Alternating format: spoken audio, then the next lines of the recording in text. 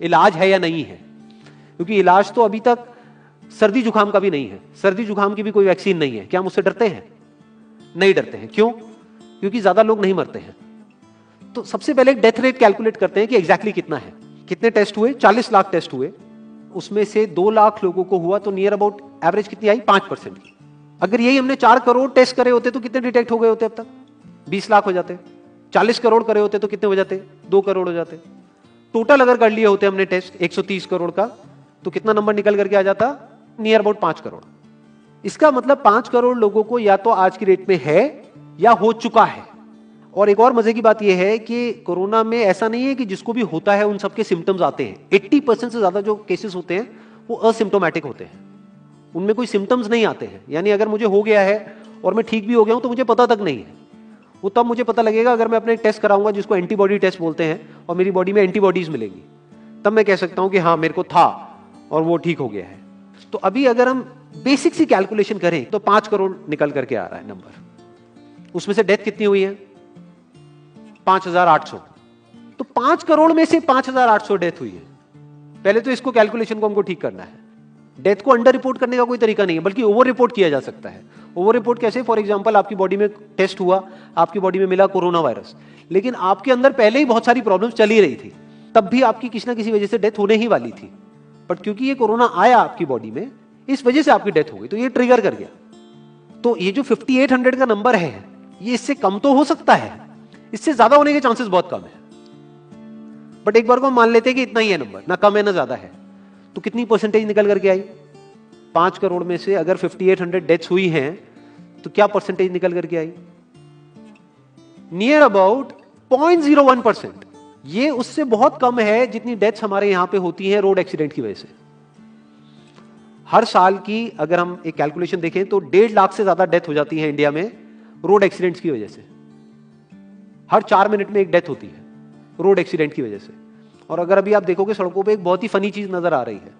2 wheeler पे जा रहे हैं, मास्क सबने लगाए हुए हैं, कभी भी नोट करना इस चीज को। हेलमेट नहीं पहने हुए, हेलमेट बहुत कम लोगों ने पहने हुए हैं। इससे हमको क्या समझ आ रहा है? क्या ये समझदारी है, बेवकूफी है? क्योंकि हेलमेट ना लगाने की वजह से उनके मरने के चांसेस उससे बहुत ज्यादा है, कई गुना ज्यादा है जितना कि कोरोना से मरने के उनके चांसेस है। तो ये डर है जो चारों तरफ फैल रहा है, और मीडिया डर को और बढ़ाता चला जा रहा है।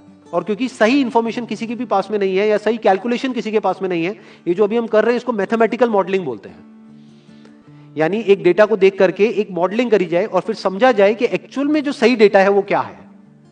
ये नहीं कि लिमिटेड डेटा के बेस पे हम कोई भी कंक्लूजन ड्रॉ कर लें और उसके बेस पे डरते रहें। तो अगर इसका डेथ रेट 0.01% है तो हम सब इतना डर क्यों रहे हैं?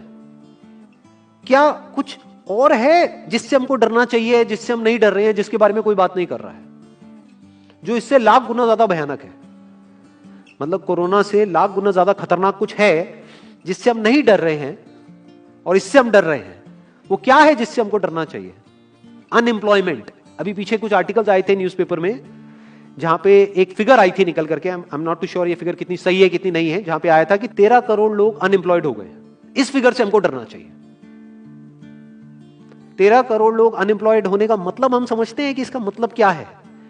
इसका मतलब ये, अगर इकोनॉमी पॉइंट ऑफ व्यू से देखोगे, कि ये जो 13 करोड़ लोग हैं ये अपने जो खर्चे हैं वो अब बहुत ही लिमिट में कर देंगे। जिस बंदे की नौकरी चली गई है, क्या वो जाकर के मार्केट में नए कपड़े खरीदेगा? क्या अपने बच्चों के लिए खिलौने खरीदेगा? ट्रैवल एंड टूरिज्म तो भूल ही जाओ। ऐसी और हजारों इंडस्ट्रीज हैं जिनकी धज्जियां उड़ जाएंगी क्योंकि डिमांड कम हो जाएगी ओवरऑल इकोनॉमी के लेवल पे।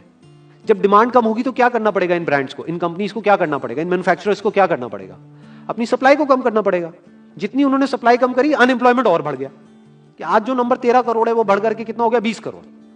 यानी पूरा का पूरा लूप बन जाएगा। इस लूप को बोलते हैं रिसेशन, जो ग्लोबली ऑलरेडी रिसेशन आ चुका है। और अगर यही रिसेशन और डीप होता चला जाए तो उसको बोलते हैं डिप्रेशन, जहां से एक इकोनॉमी को बाहर आने में 5 से 10 साल लगते हैं। तो इकोनॉमी का पहले ही बुरा हाल था, प्लस इस कोरोना की वजह से और बुरा हाल हो गया है, प्लस जो रहा सहा हमारा जो अपना डर है वो सिचुएशन को और खराब करता चला जा रहा है। और इस डर को हर कोई बढ़ा रहा है, कोई भी कम करने का काम नहीं कर रहा है। एक्चुअल में अगर आप मेरे स्टैंड पॉइंट से देखोगे तो डरने की कोई जरूरत ही नहीं है, क्योंकि जो डेथ रेट है वो बहुत ही कम है। तो हम डर क्यों रहे हैं? सोचो। बस इसलिए कि डेथ नहीं होनी चाहिए। अगर यही हमारा ऑब्जेक्टिव है कि डेथ नहीं होनी चाहिए, मतलब हम कहते हैं कि किसी की डेथ नहीं होनी चाहिए, तो फिर तो लॉकडाउन परमानेंट हो जाना चाहिए, सड़कों पे निकलना ही नहीं चाहिए, क्योंकि सीधा सीधा 1.5 लाख डेथ बचेंगी। 1.5 लाख लोग जो हर साल एक्सीडेंट में मरते हैं, उनको हम बचा सकते हैं ना, उनकी लाइफ बच जाएगी। परमानेंट कर दो लॉकडाउन को। कैसा है आइडिया? ये बिल्कुल ऐसा है जैसे मैंने एक आदमी की एक कहानी सुनी थी, उसके घर में एक चूहा घुस गया, तो उस चूहे को उसने पकड़ने की बड़ी कोशिश करी, लेकिन वो चूहे को नहीं पकड़ पाया। तो एंड में उसने क्या किया, घर पे आग लगा दी, अपने घर में आग लगा दी।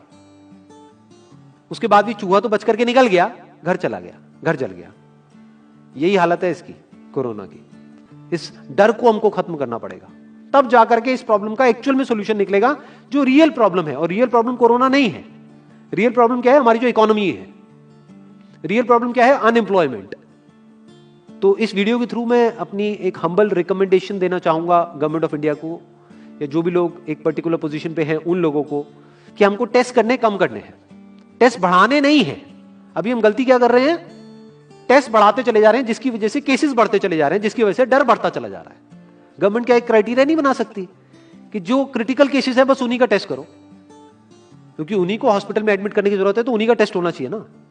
जो वैसे ही ठीक हो रहे हैं, अपने आप ही ठीक हो रहे हैं, जिनको माइनर सिम्टम्स हैं और वो खुद ही ठीक हो रहे हैं, उनका टेस्ट करने की क्या जरूरत है? उससे तो पैनिक और बढ़ेगा।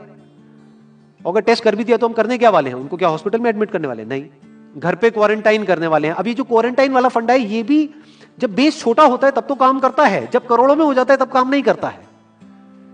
मैं अगर एग्जांपल से समझाने की कोशिश करूं, जो मेरी थॉट प्रोसेस है उसको इमेजिन करो। एक ऐसी सिचुएशन है कि हम एक घर में है और चारों तरफ से बाढ़ आई हुई है, और ये जो घर है हमारा वो ऐसा है, इसको इमेजिन करो, जहां पे हजारों दरवाजे हैं। तो हम क्या करें, इसमें से एक दरवाजे को पकड़ लें और उसी को पक्का करते चले जाएं। ये है क्वारंटीन, और बाकी के हजारों खुले पड़े हैं।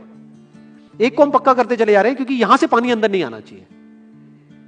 इंडिया की पॉपुलेशन क्या है? 130 करोड़। टेस्ट कितने हुए हैं अभी तक? 40 लाख। दिल्ली के कितने हो रहे हैं? 1 लाख। महीने के कितने हुए? 30 लाख। साल के कितने हुए? 3 करोड़ 60 लाख। तो यानी कि अगर हमको सबका टेस्ट करना है तो कितने साल लगेंगे? 36 साल। तो जब हमको दिख रहा है साफ साफ कि हम सबका टेस्ट कर ही नहीं सकते, तो हम टेस्ट क्यों बढ़ाते चले जा रहे हैं? या तो सबका टेस्ट करो और सब में से सबको देख करके सबको क्वारंटाइन कर दो। ये बिल्कुल ऐसा हुआ कि वो जो घर है जिसकी मैंने अभी बात करी, या तो उसको हर तरफ से सिक्योर करो कि अगर उसके 1000 दरवाजे हैं तो एक को बंद मत करो, सारे बंद कर दो। तब आप कह सकते हो कि यहां पानी अंदर नहीं आएगा, कि हमने 130 करोड़ लोगों का टेस्ट कर लिया है, उसमें से केसेस निकल गए हैं 6 करोड़, और 6 करोड़ को हमने क्वारंटीन कर दिया है। अब ये आगे नहीं फैलेगा, अब 6 करोड़ से 10 करोड़ पे नहीं जाएगा। बट हमने टेस्ट ही करे 40 लाख, जिसमें से केसेस आए 2 लाख। अगर इन 2 लाख को हमने क्वारंटीन कर भी दिया तो बाकी करोड़ों लोग तो बाहर घूम रहे हैं ना, तो उससे होगा क्या? तो अब हमको समझ जाना चाहिए कि इसको रोकने का कोई तरीका नहीं है। तो अब इसका प्रैक्टिकल सॉल्यूशन क्या है? गवर्नमेंट की तरफ से हमको सिर्फ ये इंफॉर्मेशन चाहिए कि भैया अभी कितने बेड्स ऑक्यूपाइड हैं आपके स्टेट में, और अभी कितने और आपने अरेंजमेंट कर रखा है, और कितने और कर सकते हो। अब वो बेड चाहे किसी हॉस्पिटल में हो, चाहे किसी होटल में हो। और प्लस ये इंफॉर्मेशन क्यों नहीं जा रही लोगों के पास में कि इतना डरने की जरूरत नहीं है जितना आप डर रहे हो। हाँ ठीक है, प्रिकॉशंस लो, सेफ्टी मेजर्स लो, सोशल डिस्टेंसिंग को मेंटेन करो, लेकिन इतना डरने की जरूरत नहीं है जितना आप लोग डर गए हो, क्योंकि डेथ रेट कम है। ये इंफॉर्मेशन जानी चाहिए अब लोगों के पास में, वक्त आ चुका है। अगर ये नहीं गई तो प्रॉब्लम सॉल्व नहीं होने वाली इकोनॉमी के लेवल पे। कॉन्फिडेंस खत्म हो चुका है, रियलिटी को हमको पहले समझना होगा। अभी प्रॉब्लम क्या हो रही है? हम कह रहे हैं कि हाँ कंस्ट्रक्शन एक्टिविटीज अलाउड है। गवर्नमेंट को क्या लग रहा है? अलाउड बोल करके सारी प्रॉब्लम सॉल्व हो जाएगी। अलाउड तो हो गई, बट मेरे जो फ्रेंड्स हैं जो कंस्ट्रक्शन इंडस्ट्री में हैं, वो बता रहे हैं कि लेबर ही नहीं है, लेबर सारी अपने गांव चली गई है। तो अब कौन कंस्ट्रक्शन करेगा वहां पे? अब ये लेबर चली तो गई है, इसको वापस कैसे बुलाओगे? मीडिया में अगर रोज ये दिखेगा कि केसेस बढ़ रहे हैं, केसेस बढ़ रहे हैं, केसेस बढ़ रहे हैं, वापस आएंगे वो लोग? 1 से लाख नहीं आएंगे। तो उनको मीडिया में क्या दिखना चाहिए, न्यूज में क्या दिखना चाहिए? कि अब ये प्रॉब्लम सॉल्व हो रही है। तो लोगों के अंदर का डर निकलना चाहिए। यानी जो भी मैंने अभी तक कहा, अगर मैं उसको सम अप करूं तो वो क्या है प्रैक्टिकली, अगर पॉइंटर्स में सॉल्यूशन देखा जाए? नंबर 1 मोस्ट इंपॉर्टेंट, टेस्ट धीरे धीरे हमको कम करने हैं, बढ़ाने नहीं है। दिन के 1 लाख टेस्ट हो रहे हैं, मैं ये नहीं कह रहा कि एकदम से 10,000 कर दो, 1 लाख के 90,000 कर दो, एटलीस्ट बढ़ाओ मत। समझ गए? 1 लाख के 1.5 लाख टेस्ट मत करो दिन के, 2 लाख मत करो, क्योंकि तब भी 36 साल लगेंगे पूरा करने में। अगर आपने स्पीड डबल भी कर दी तब भी 18 साल लगेंगे। 18 साल तक तो पता नहीं ये बीमारी कहां होगी, किसी को याद तक नहीं होगा। तो करना क्या है गवर्नमेंट को, अगर थोड़ा सा सेंसिबली चले कि टेस्ट को धीरे धीरे कम करते चले जाओ, यानी 1 लाख से 90,000 कर दो, फिर कुछ दिन बाद 80,000 कर दो, फिर 70,000 कर दो। इसकी वजह से क्या होगा, मीडिया में केसेस कम होते हुए दिखेंगे, अखबारों में केसेस कम होते हुए दिखेंगे, हर जगह पे जहां पे अभी आ रहा है कि अभी तक की सबसे बड़ी फिगर, आज तक के सबसे ज्यादा केसेस, वो सब धीरे धीरे कम हो जाएंगे। कम मीडिया में पैनिक फैलेगा, कम पैनिक फैलेगा लोगों में, धीरे धीरे लोग बाहर निकलना शुरू होंगे, जो अभी नीड ऑफ द आवर है। धीरे धीरे लोग बाहर निकलेंगे, धीरे धीरे डिमांड बढ़ेगी, धीरे धीरे लोगों में कॉन्फिडेंस आएगा, धीरे धीरे लोग जो गांव चले गए हैं वो वापस आएंगे।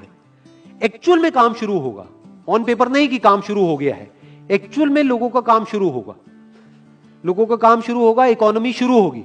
बिल्कुल ऐसा है जैसे 2 महीने के लिए आप किसी गाड़ी को बंद करके कहीं पे रख दो गैराज में, तो क्या होगा, बैटरी डाउन हो जाएगी, उस वक्त क्या करना पड़ेगा, उसको धक्का मारना पड़ेगा। तो अभी उस धक्के की जरूरत है, जंप स्टार्ट की जरूरत है।